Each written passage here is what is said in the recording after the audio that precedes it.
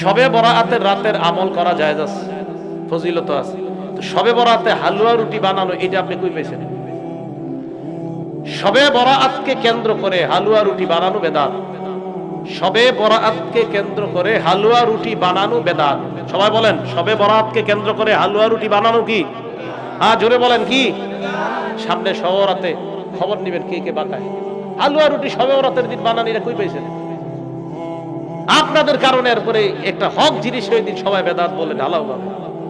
শবে বরাতের রাত ইবাদত করার ফজিলত আছে হাদিসের মধ্যে, কিন্তু এটাকে কেন্দ্র করে আপনারা হালুয়া রুটি বানান, এটা কোথায় পেয়েছেন? বেদাত। রজব মাসে খাজা বাবার নামে সিন্নি করা হয়। এই খাজা বাবার নামে যে সিন্নি কেন্দ্র করে যা করা হয় এগুলা সব বেদাত। শুধু বেদাত না, এখানে শিরিক করা হয়।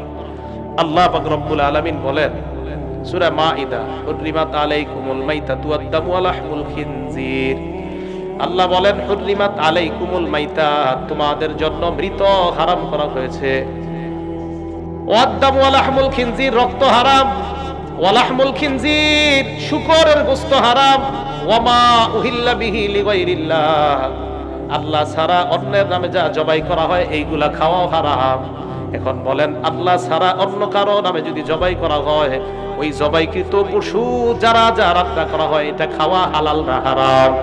খাজা মঈনুদ্দিন চিশতির নামে যদি আপনি গরু জবাই করেন, এই জবাইকৃত পশু দিয়ে যদি আপনি খিচুড়ি পাকান, কোন ওরস মাহফিল কেন্দ্র করে যদি আপনি খাজা মঈনুদ্দিনের নামে আপনি গোশত দিয়ে খিচুড়ি পাকান, অথবা হাসান বসরির নামে যদি আব্দুল কাদের জিলানীর নামে যদি আপনি গরু জবাই করে গোশত পাকান, খিচুড়ি পাকান, এই খিচুড়ি যারা খাবেন পেট নষ্ট হবে, ঈমান নষ্ট হবে, আপনার ভিতরের সব নষ্ট, আপনার ঈমান আস্তে আস্তে বের হয়ে যাবে।